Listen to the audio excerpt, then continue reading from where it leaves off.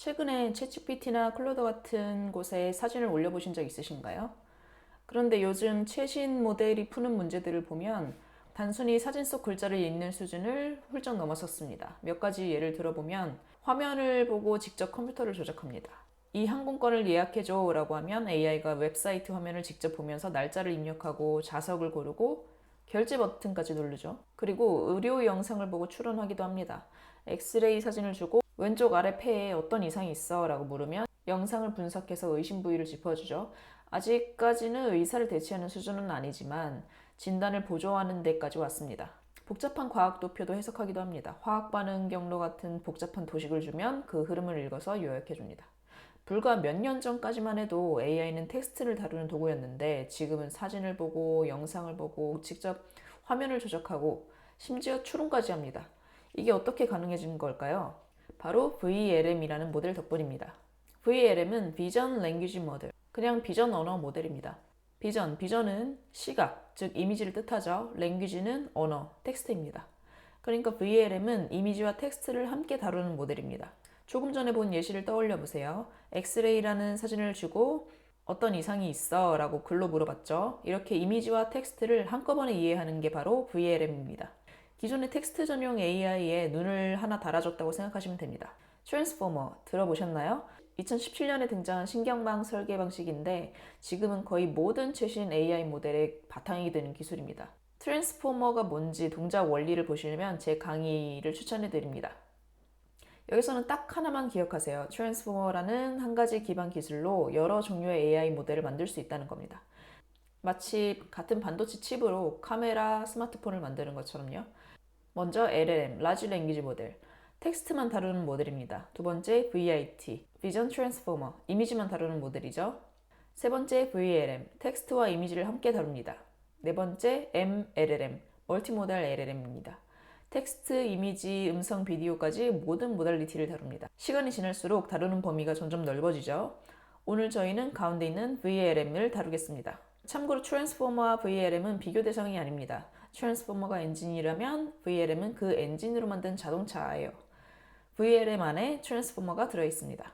컴퓨터는 이미지를 어떻게 볼까요? 사람은 그냥 강아지 사진을 보면 그냥 강아지네 라고 합니다. 그런데 컴퓨터한테 이미지는 숫자 덩어리입니다. 작은 점들, 즉 픽셀 하나하나가 색깔을 나타내는 숫자 값을 가질 뿐이죠. 여기서 진짜 문제가 시작됩니다. 이 숫자 덩어리에서 어떻게 강아지라는 의미를 뽑아낼 것인가? 의미는 픽셀 하나하나가 아니라 픽셀들이 모여서 만드는 패턴에 있습니다. 검은색 픽셀이 둥글게 모이면 코, 그 위에 점 2개면 눈, 이런 식이죠. 이 패턴을 찾아내는 것, 이게 바로 이미지 처리의 핵심 과제였고 가장 잘 풀어낸 게 CNN이었습니다.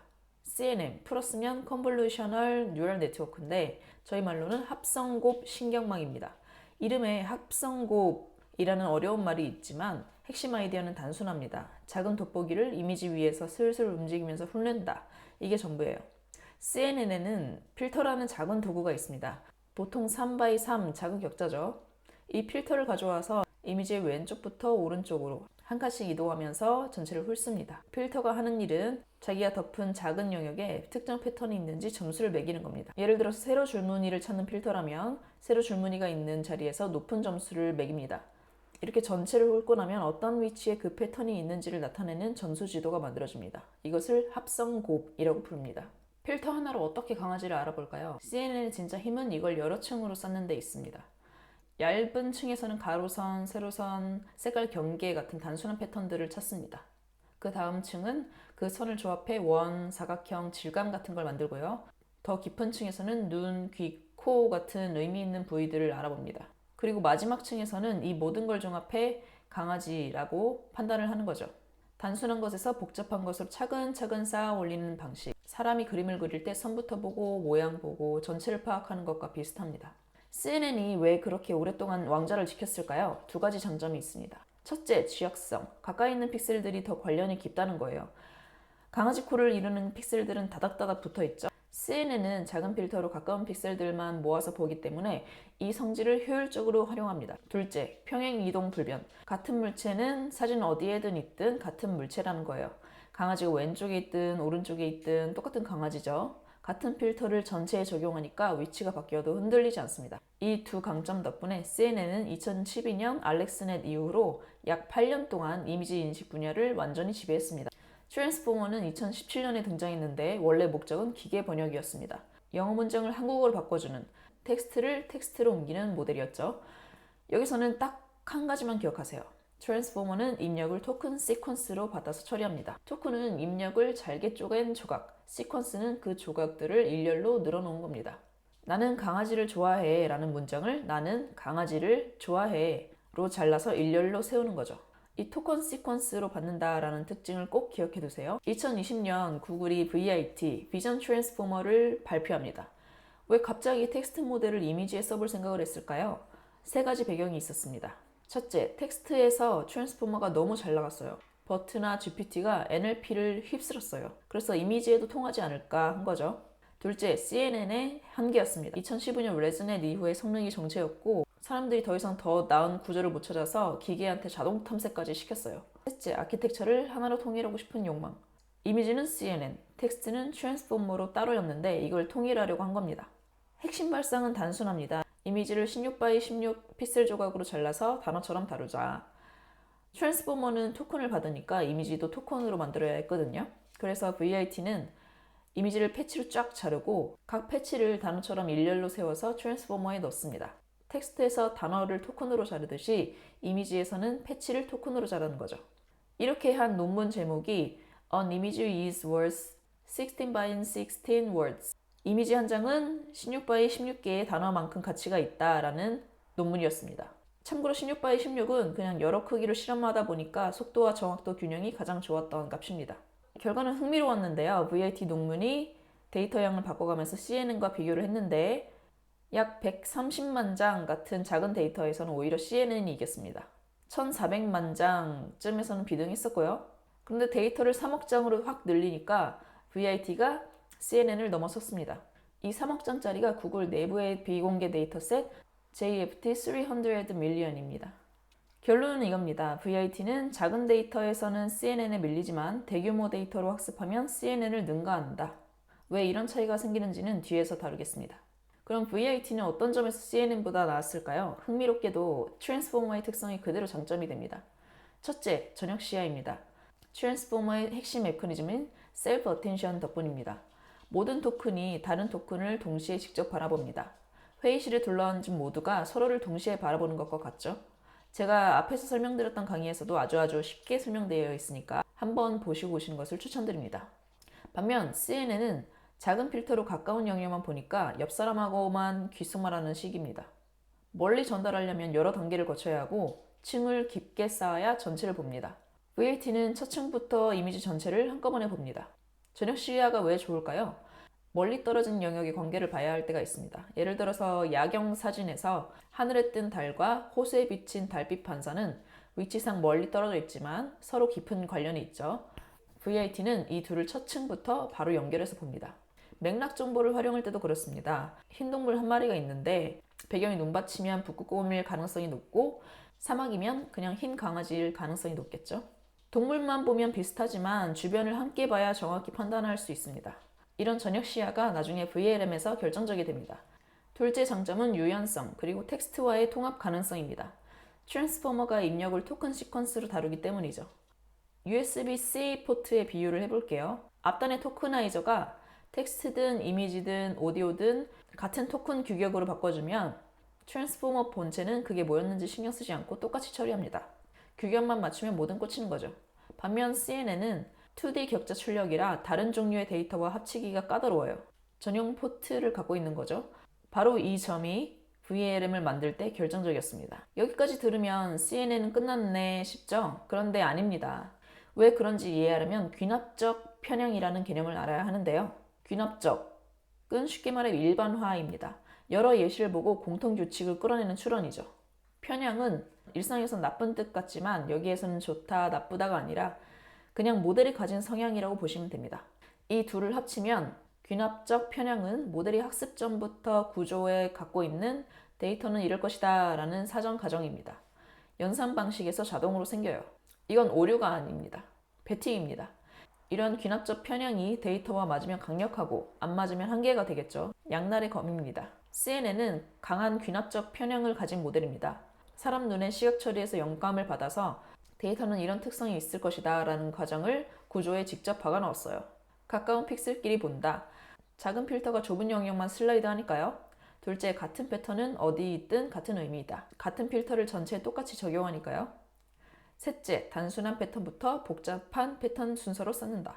핵심은 이 세 과정을 학습으로 배운 게 아니라 CNN을 설계할 때 연산 방식 자체에 박아놓은 겁니다. 아키텍처가 곧 가정인 거죠.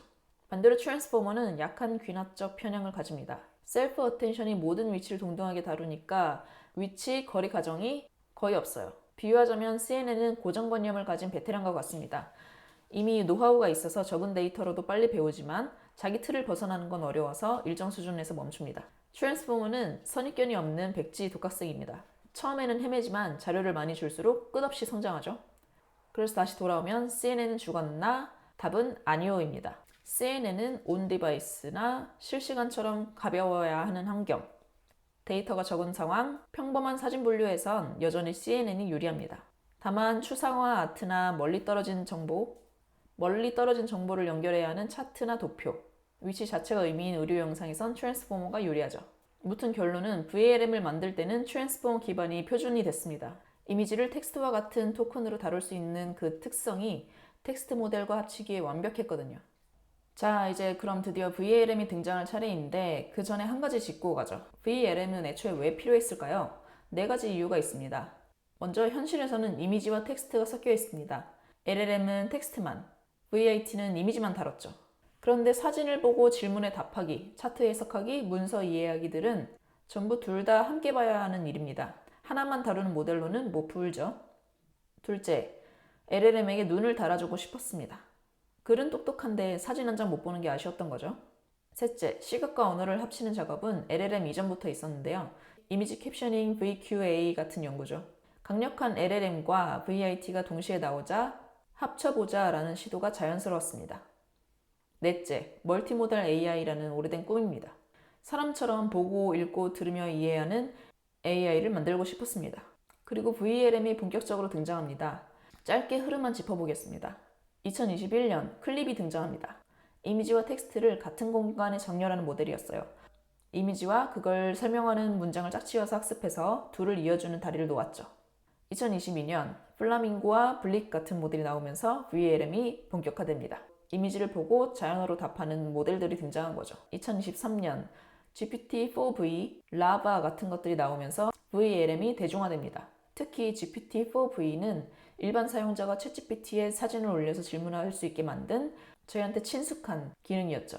그리고 라바는 이미지 인코더와 LLM을 단순한 MLP로 연결해도 충분하다는 것을 입증하면서 VLM이 폭발적으로 퍼지는 출발점이 됐습니다.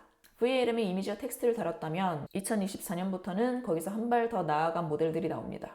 2024년에 나온 GPT-4o 그리고 제미나이를 보겠습니다. 이 모델들은 이미지뿐만 아니라 오디오, 비디오까지 다루는데 GPT-4o는 실시간으로 음성 대화를 하고 제미나이는 긴 비디오를 통째로 이해하죠. 이렇게 텍스트, 이미지, 음성, 비디오까지 여러 종류의 입력을 다루는 모델을 MLLM이라고 합니다. 멀티모달 LLM, 다중모달 LLM이죠. 근데 이 참고로 MLLM이라는 약자가 사실 두 가지 뜻으로 쓰이는데요. 예전 자연어 처리 분야에서는 멀티링구얼 랭귀지 모델, 즉 여러 언어, 한국어, 영어, 중국어 같은 언어들을 다루는 모델을 뜻했어요. 근데 요즘에는 멀티모달 LLM, 즉 여러 모달리티, 이미지, 음성, 비디오 모두 처리하는 모델을 뜻합니다. 그래서 VLLM, MLLM 맥락에서는 거의 항상 멀티모달이라고 생각하시면 됩니다. 그런데 지금 2026년 현재는 어떤 모델이 최전선에 있을까요? 지금 상용 프론티어 모델들을 꼽아보면 엔트로픽의 클로드 오퍼스 4.8, 오픈AI의 GPT 5.5, 구글의 제미나이 3.1 프로, 그리고 xAI의 그로 4.3 정도입니다. 여기서 중요한 건 이제 멀티모델은 특별한 기능이 아니라 프론티어 모델의 기본 사양이 됐다는 점입니다. 오픈소스 쪽도 알리바바의 QN3VL, 스프의 GLM 4.0V 같은 모델들이 빠르게 따라잡고 있습니다. 여기서 중요한 점이 있습니다. VLM은 MLLM으로 대체된 것이 아니라 MLLM 안에 포함된 겁니다. 이게 무슨 말이냐면 MLLM 안을 열어보면 이미지를 처리하는 부분이 바로 VLM 구조 그대로입니다.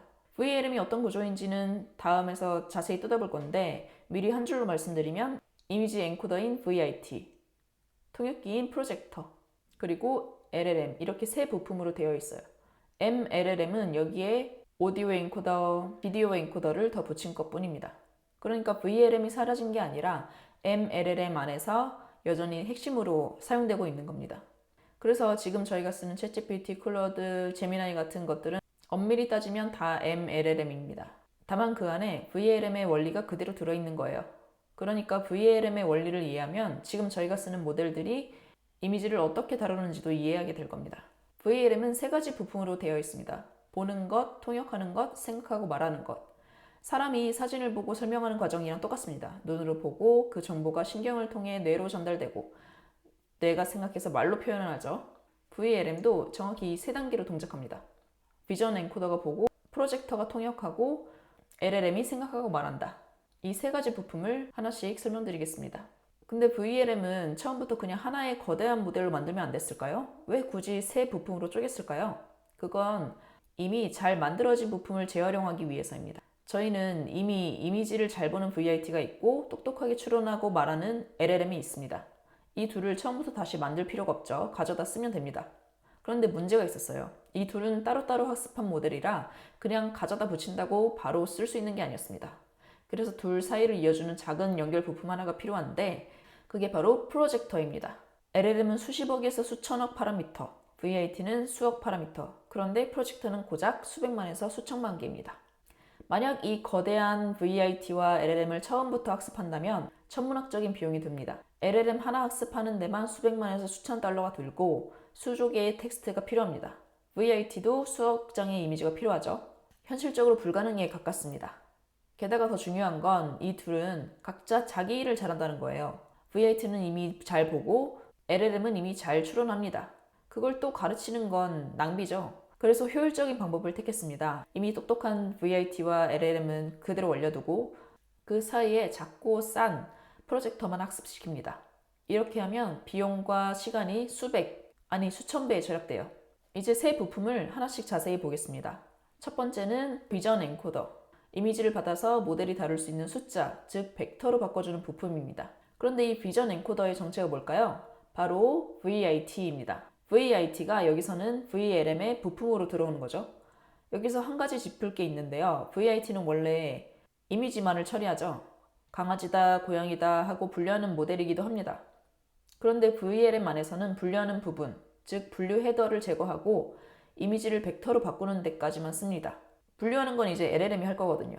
그래서 VIT에서 출력한 벡터를 그 다음 프로젝터로 넘겨서 LLM에 연결시키는 겁니다. 앞서 말했듯이 이 비전 엔코더 VIT는 이미 학습된 걸 그대로 가져와서 동결합니다. 두 번째는 프로젝터입니다. 역할은 통역하는 것이죠. 왜 통역이 필요했을까요? VIT가 만들어낸 벡터와 LLM이 알아듣는 벡터가 서로 다른 언어이기 때문입니다. VIT는 이미지스러운 벡터를 내놓는데 LLM은 텍스트스러운 벡터만 알아들어요. 둘이 서로 못 알아듣는 거죠. 그래서 이 프로젝터가 중간에서 VIT 벡터를 LLM이 알아들을 수 있는 형태로 변환해 줍니다. 통역사가 외국어를 우리말로 바꿔주듯이요. 그리고 이 프로젝터가 세 부품 중에서 유일하게 새로 학습되는 부분입니다. 보통 MLP라고 부르는 아주 단순한 2에서 3층짜리 신경망입니다. MLP는 멀티레이어 퍼셉트론, 다중 퍼셉트론인데요. 그냥 작고 단순한 신경망이라고 생각하시면 됩니다. VIT나 LLM에 비해서는 정말 작습니다. 여기서 LLM의 역할은 생각하고 말하는 건데 통역된 이미지 정보와 사용자의 텍스트 질문을 함께 받아서 종합적으로 추론하고 최종 답변을 만들어내는 본체죠. 이 LLM도 이미 있는 걸 가져서 쓰죠. 이제 VLM의 파이프라인을 볼까요? 한 문장으로 요약하면 이미지를 토큰으로 바꿔서 텍스트와 나란히 LLM에 넣는다입니다. 이미지가 들어오면 VIT가 이미지 토큰으로 바꾸고 프로젝터가 LLM이 알아들을 수 있는 형태로 번역합니다. 아래쪽 텍스트는 그냥 텍스트 토큰이 되고요. 그리고 이 둘이 한꺼번에 LLM에 들어가서 처리됩니다. VIT가 이미지를 토큰으로 바꾼다고 말씀드렸는데 그 안을 자세히 들여다보면 총 5단계가 있습니다. 첫째, 패치 분할. 이미지를 16x 16 픽셀 조각으로 자릅니다. 이 16x 16은 여러 크기를 실험해 보다 보니까 속도와 정확도 균형이 가장 좋았던 값이라고 말씀드렸죠. 둘째, 벡터 변환. 잘라낸 조각들을 숫자 벡터로 바꿉니다. 모델이 알아들을 수 있는 언어로 번역하는 거죠. 이걸 입력 임베딩이라고 합니다. 위치 정보 추가. 각 패치에 너는 몇 번째 조각이야 라고 하는 위치 정보를 붙입니다. 뒤에 나올 셀프 어텐션이 이 순서를 모르기 때문입니다. 이건 원래 텍스트 트랜스포머가 쓰던 기법을 그대로 가져온 겁니다. 넷째, 트랜스포머 처리. 패치들을 트랜스포머에 넣어서 셀프 어텐션으로 서로의 관계를 파악하죠. 다섯째, 출력 임베딩. 맥락이 반영된 최종 벡터가 나옵니다. 이게 VIT의 결과물입니다. 근데 여기서 한 가지 궁금한 게 있는데 이미지와 텍스트를 합치는 시도가 VIT에서 처음 이뤄진 걸까요? 사실 VIT 이전에도 이미지와 언어를 함께 다루는 모델은 있었습니다. 2019년쯤 비주얼 벌트, 엘렉스 멀트 같은 모델들인데 CNN과 벌트를 합친 방식이었습니다. 그런데 이 1세대 모델들은 왜 지금의 VLM처럼 못 됐을까요? 세 가지 이유가 있습니다. 이미지 처리에 CNN을 썼는데 CNN 출력은 토큰 시퀀스와 형태가 안 맞았습니다. 둘째, 이게 가장 근본적인 건데요. 2019년에는 갖다 붙일 만한 강력한 LLM이 없었습니다. 그 유명한 GPT-3가 2020년에야 나왔거든요. 똑똑한 두뇌가 아직 없었던 거죠. 셋째, 이 모델들은 조립이 아니라 비전과 언어를 처음부터 통째로 학습하는 방식이었습니다. 그러다 보니까 이미 잘 학습된 LLM의 추론 능력을 빌려올 수가 없었어요. 그러다 2020년에서 2021년 사이에 결정적인 세 조각이 다 맞춰집니다. 이미지를 토큰화하는 VIT, 강력한 LLM인 GPT-3, 그리고 이 둘을 잇는 방식인 클립. 이 셋이 모이면서 2022년에 VLM이 폭발적으로 등장한 겁니다. 아까 미뤄둔 첫 번째 이유, CNN 출력이 토큰 시퀀스와 형태가 안 맞는다를 자세히 볼까요? 여기서 먼저 짚을 게 있습니다. 엔코더니 임베딩이니 하는 개념은 CNN에서도 있었어요. 트랜스포머의 전용 개념이 아닙니다. 그런데 차이는 출력 형태에 있습니다. CNN은 이렇게 2D 격자 형태로 결과를 내놓습니다. 그런데 LLM은 일렬로 늘어선 토큰 시퀀스를 받죠. 그러니 이 격자 형태를 LLM에 넣으려면 억지로 펴야 되는데 그 과정에서 정렬이 까다로워집니다. 반면 VIT는 일렬로 세워진 토큰 시퀀스를 내놓습니다. 이건 VIT가 트랜스포머를 쓰려고 일부러 토큰화한 결과입니다. 그래서 LLM도 같은 트랜스포머 기반이라서 VIT 출력이 자연스럽게 호환이 된 거죠. 바로 이렇게 VIT가 출력을 토큰 시퀀스로 표준화해주니까 세 번째 이유였던 조립 문제도 자연스럽게 풀렸습니다. 이미 잘 학습된 VIT와 LLM을 작은 프로젝터 하나를 이용해서 모듈처럼 쉽게 조립할 수 있게 된 거죠. 그 결과 지금 거의 모든 VLM이 이 VIT 자리에 비슷한 구조를 씁니다. 업계에서는 이걸 VIT, MLP, LLM 구조라고 부르는데 사실상 표준 설계입니다. 라바, QNVL, 인턴VL 같은 모델들이 다 이 패턴입니다. GPT-4V나 클로드 제미나이 같은 것들도 내부는 공개가 다 안 됐지만 VIT 계열로 추정되고요. 그리고 이 VIT 자리에 들어가는 엔코더도 계속 발전해 왔습니다. 재밌는 점은 VIT 후속 모델 대부분이 구조는 그대로 두고 학습 방법만 바꿨다는 겁니다. 데이트는 적은 데이터로도 학습하게 만들었고 다이너 V2와 V3는 라벨 없이 스스로 학습하는 방식을 썼어요. 클립의 후예인 시글립2는 요즘 VLM들이 주력으로 쓰고 있는 인코더고요. 구조를 바꾼 건 스윈 정도가 예외인데 전역 어텐션을 윈도우 방식으로 바꿨습니다. 대부분 구조를 안 바꾸고 학습만 바꿨다는 것 자체가 VIT 구조가 그만큼 튼튼하다는 증거예요. VIT 계열이라는 큰 틀은 지금도 그대로고 그 안에서 구체적인 인코더만 교체되고 있는 것입니다. VIT가 이미지를 벡터로 잘 바꿔줬습니다. 그런데 VIT가 벡터를 잘 만드는데 왜 프로젝터가 또 필요한 걸까요? VIT가 혼자 일할 땐 필요 없지만 VLM에선 필요하기 때문입니다. VIT가 혼자 분류 작업을 할 때를 볼까요? 벡터를 만드는 것도 VIT고 그 벡터를 받아서 강아지라고 판정하는 것도 VIT 자신의 끝단입니다. 그러니까 한 모델에서 다 끝나니까 번역이 필요 없죠. 근데 VLM에선 VIT에 분류하는 끝단을 떼어내고 그 자리에 LLM을 붙입니다. VIT와 LLM은 따로따로 학습된 남남이에요. 그래서 VIT가 만든 벡터를 LLM이 바로 알아듣지 못합니다. 여기서 중요한 포인트가 있습니다. 둘 다 트랜스포머 구조니까 통하지 않냐라고 생각하실 수도 있는데 구조가 같다고 벡터 공간이 같은 건 아닙니다. 컴퓨터 파일로 치면 둘 다 0과 1로 된 데이터지만 하나는 사진이고 하나는 음악인 거죠. 그러니까 음악 파일을 사진 뷰어로 열지 못하겠죠. 그리고 구체적으로 두 가지가 안 맞습니다. VIT는 1024차원 같은 벡터를, LLM은 4096차원 같은 걸 기대해요.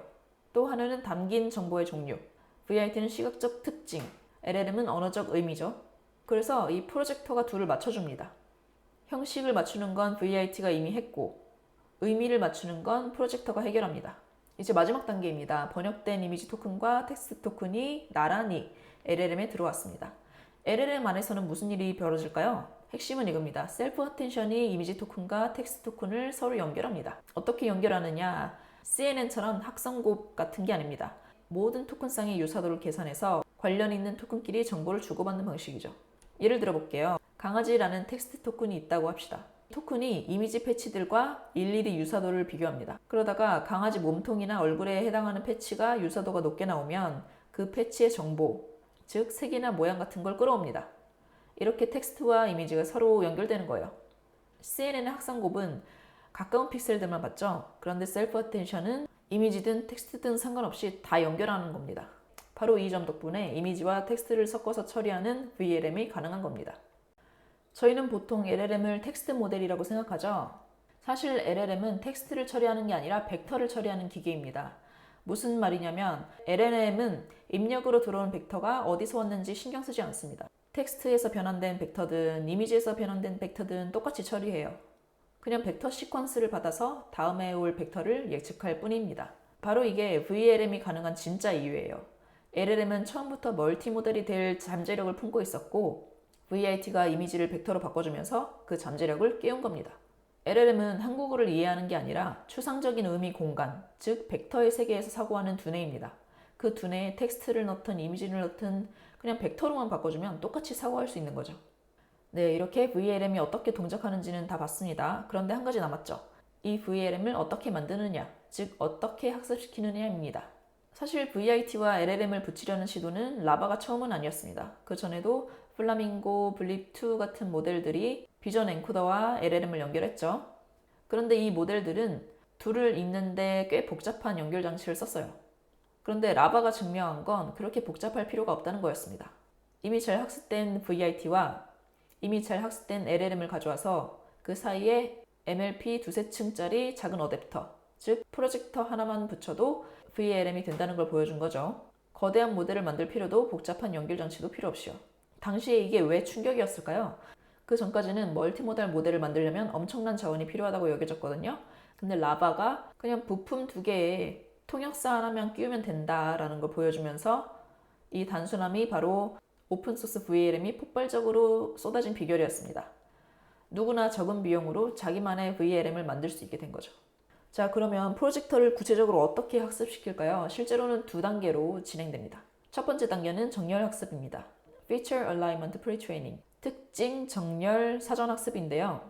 여기서 사전 학습이라는 단어만 들으면 GPT나 클로드 같은 거대 모델을 바닥부터 학습시키는 걸 생각하기가 쉽습니다. 그런데 그게 아니고 VIT와 LLM의 특징을 맞춰서 Feature Alignment, 정렬하는 단계라는 뜻이에요. 그래서 이 단계에서는 VIT와 LLM은 그대로 올려두고 오직 프로젝터만 학습시킵니다. 무엇으로 학습시킬까요? 이미지와 캡션이 짝지어진 데이터를 수억 개 써요. 이 이미지에는 이런 캡션이 붙는다라는 것을 계속 보여주면서 프로젝터가 이미지 토큰을 LLM이 알아들을 수 있는 형태로 번역하는 방법을 익히게 합니다. 마치 통역 연습을 시키는 거죠. 두 번째 단계는 Instruction Tuning, 지시학습입니다. 이 단계에서는 프로젝터에 더해서 LLM의 일부도 살짝 함께 미세 조정합니다. 무엇으로 할까요? 이번엔 이미지, 질문, 그리고 그에 대한 답이 묶인 데이터를 써요. 이 이미지를 보고 이런 질문이 나오면 이렇게 답해라 라는 것을 가르치는 겁니다. 단순히 이미지를 설명하는 것을 넘어서 질문에 맞춰서 제대로 답하는 능력을 키우는 단계죠. 두 단계를 정리해보면 첫 번째 Feature Alignment Pre-Training은 프로젝터만 학습시키고 이미지와 캡션쌍 데이터를 써서 정렬, 즉 통역을 하는 게 목적입니다. 두 번째 Instruction Tuning은 프로젝터의 LLM 일부까지 미세 조정하고 이미지에 질문과 답이 묶인 데이터를 써서 질문에 맞춰 답하는 능력을 키우는 게 목적이죠. 두 단계 모두 관통하는 핵심이 있습니다. 비싼 VIT와 LLM은 거의 손대지 않고 작은 부분만 학습한다는 거예요. Feature Alignment Pre-Training은 프로젝터만, Instruction Tuning은 프로젝터와 LLM의 일부만 건드립니다. 자, VLM을 한 문장으로 정리하면 이렇습니다. VLM은 이미지를 토큰으로 바꾸고, 이건 VIT가 하고요. 그걸 LLM의 언어로 번역해서, 이건 프로젝터가 하고요. 그리고 텍스트와 함께 추론하는 모델입니다. 그리고 이 패턴에 오디오 엔코더, 비디오 엔코더만 붙이면 그게 바로 MLLM이 되고요. 그래서 이렇게 VIT, 프로젝터, LLM 이 세 부품의 흐름만 기억하시면 VLM의 핵심을 다 잡으신 겁니다. 지금까지 강의의 내용을 정리해 볼까요? 모든 것의 출발점은 트랜스포머였습니다. 입력을 토큰으로 다루는 이 아키텍처가 2017년에 등장했고요. 그 위에서 VIT가 이미지를 토큰으로 바꾸는 길을 열었고 그 VIT와 LLM을 작은 프로젝터로 이으면서 VLM이 탄생했습니다. 그리고 거기에 더 많은 인코더들을 더해서 MLLM으로 확장됐고요. 처음에 던졌던 질문 기억하시나요? AI가 어떻게 사진을 보고 영상을 이해하고 화면을 조작하게 됐을까? 이제 그 답을 찾으실 겁니다. 핵심은 의외로 단순했죠? 이미지를 토큰으로 바꿔서 똑똑한 언어 모델에게 텍스트와 나란히 건네주는 것, 그게 전부였습니다. 이제 여러분이 챗GPT나 클로드에 사진 한 장을 올릴 때 그 안에서 무슨 일이 벌어지는지 머릿속으로 그려질 겁니다. 이미지가 패치로 잘리고 토큰이 되고 프로젝터라는 통역을 거쳐서 언어 모델의 사고 속으로 들어가는 그런 과정이요. 여기까지 VLM의 원리였습니다. 수고하셨습니다.